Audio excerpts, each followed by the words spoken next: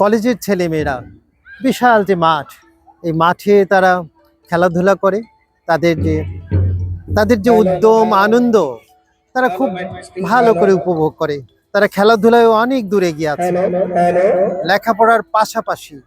এই যে তাদের আনন্দ উল্লাস, তারা কলেজ জীবন যে উপভোগ করছে, একটা একটা সুন্দর যে পরিবেশে চতুর্দিকে গাছপালা, নান্দনিক যে সৌন্দর্য, এটা যেমনি তারা উপভোগ করে, তারা পাশাপাশি তাদের শিক্ষা জীবনে তাদের যে এটা ভালো পরিবেশের মধ্যে যখন তারা ভালো শিক্ষা গ্রহণ করবে, এটা তাদের আগামী জীবন রচনায় খুব চমৎকার একটা ভূমিকা রাখতে পারে। তাদের যে বিশাল অট্টালিকা এবং প্রত্যেকটি ডিপার্টমেন্টে তাদের যে লেখাপড়ার পরিবেশ, এটা আমরা কলেজের শিক্ষক, তাদের প্রশাসন মিলে, এলাকার মানুষ মিলে যেই কলেজকে যে প্রতিষ্ঠিত করলো তারা, তারপর থেকে ধীরে ধীরে তারা অগ্রসর হয়ে গেছে। আজকে এই ডেমরা কলেজ, বিশ্ববিদ্যালয় কলেজ এই অঞ্চলের জন্য একটা দৃষ্টান্ত স্বরূপ সামনে দাঁড়িয়েছে। আমি কাজ করি এখন, আমার বয়স কত জানো তোমাদের? জি না স্যার, আমার বয়স হলো 70+। মাশাআল্লাহ মাশাআল্লাহ, ইনশাআল্লাহ যে 40 বছরের বেশি এই শিক্ষকতার জীবনে আমার কাটানো হয়েছে। জি স্যার। এটা দেখছো যে এই জায়গায় যে একটা বড় রিসোর্ট হইতেছে, হ্যাঁ হ্যাঁ, জি স্যার জি স্যার জি স্যার, এবং নদীর মাঝখানে। হ্যাঁ এটা নদীর স্বাভাবিক যে গতি প্রবাহ, এটা নষ্ট করে দেওয়া হচ্ছে। জি স্যার। আমি এটার পক্ষে। আর নদীর যে গতিপথ, এটা ব্যাহত হইলে বিভিন্ন প্রাকৃতিক দুর্যোগ মরা নদীতে পরিণত হতে পারে। এটা কোনোভাবে এটা করা যাবে না, এবং কিছুদিন পরেই নদীর পানি কালো হয়ে যাবে। এটা মাছ থাকবে না, আমাদের জীব বৈচিত্র্য নষ্ট করে দেবে। কিন্তু তোমাদের কলেজটা এমন চমৎকার একটা পরিবেশে, এখানে নদীর পাড়ে, চতুর্দিকে গাছপালা আছে, বিরাট মাঠ আছে, লেখাপড়ার মান নিশ্চয়ই ভালো। তোমরা এখানে যেখানে খেলাধুলা করছো, লেখাপড়া করছো, এই প্রতিষ্ঠান নিয়ে তোমরা কি ফিল করো? আর এই প্রাকৃতিক পরিবেশে তোমরা কি অবস্থা নিবে?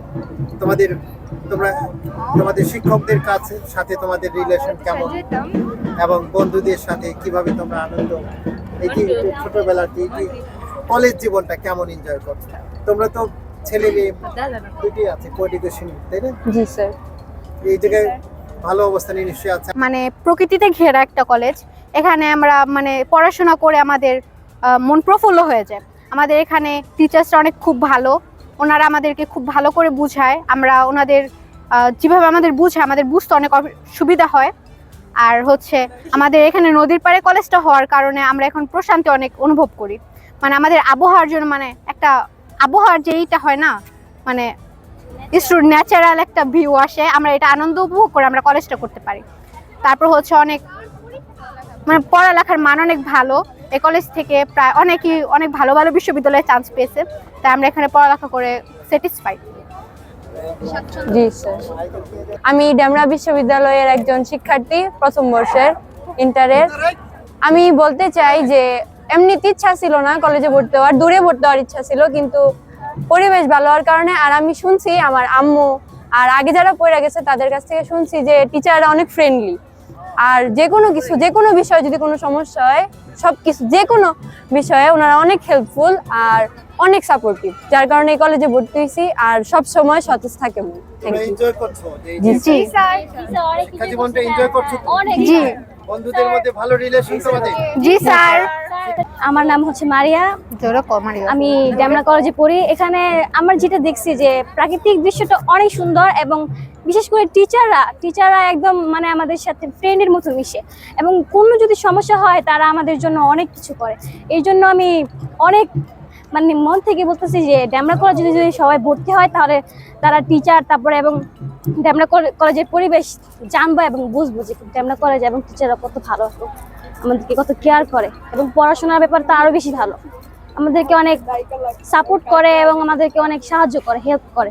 এই জন্য আমি বলবো সবাইকে ডেমরা কলেজে পড়তে এবং ডেমরা কলেজে আসতে, দেখে যেতে, ঘুরে দেখে। আমাদের কোনো সমস্যা হলে স্যারদের কাছে যদি আমরা যাই, তাহলে স্যাররা কোনো আমাদের বকাঝকা করে না, আমাদের আরো ভালো করে বুঝায় দেয়। আমাদের কোনো সমস্যা হলে ওরা বারবার বলে, আমরা একবার বুঝতে না পারলে আমাদের ওটা বারবার রিপিট করে, এবং একবার কথা যদি 2-3 বার বলি, তাহলে তারা আরো বেশি খুশি হয়, অনেক খুশি হয়। হ্যাঁ, বিরক্ত একটুও হয় না।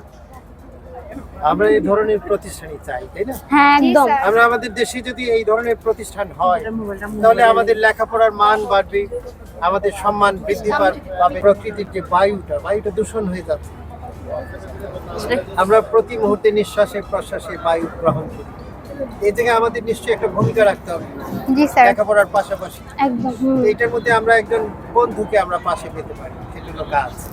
আমরা যদি স্যার। প্রত্যেকে গাছপালা লাগাই তাহলে খুব ভালো হয় না? একদম জি স্যার। তাহলে আমরা ভূমিকা রাখতে পারি এয়ার পলিউশনটা কমানোর জন্য। আমি তোমাদের জন্য এই জায়গায় কিছু গাছ নিয়ে আসছি, আমি কয়েকটা গাছ আমি প্রিন্সিপালকে দিয়ে যাবো, এই জন্য যে এটা ছেলেমেয়েরা যেন উদ্বুদ্ধ হয়, অনুপ্রাণিত হয় যে আমাদের গাছ লাগানো লাগবে আমাদের বাড়িতে, আঙিনায়, ছাদে, আশেপাশে যেখানে আছে। তোমরা দেখবে আমি ছাদ বাগান নিয়ে কাজ করি, এয়ার পলিউশন নিয়ে তো বললাম, আমি নাগরিক অধিকার নিয়ে কথা বলি, ছেলেদের, মেয়েদের, বাচ্চাদের এবং যারা বয়স্ক মানুষ আছে তাদের। ঠিক আছে, তোমরা আমাদের সাথে সংযুক্ত থাকবে এবং প্রশ্ন করবে, তোমাদের ডিমান্ডের কথা বলবে, কি কাজ করা দরকার। আমি সর্বোচ্চ পর্যায়ে নাগরিক অধিকার যে আন্দোলনটা যেন বাংলাদেশে গড়ে ওঠে, এই কাজটা তোমাদের শুভকামনা করছি। তোমরা ভালো থাকো মা। স্যার আসসালামু আলাইকুম।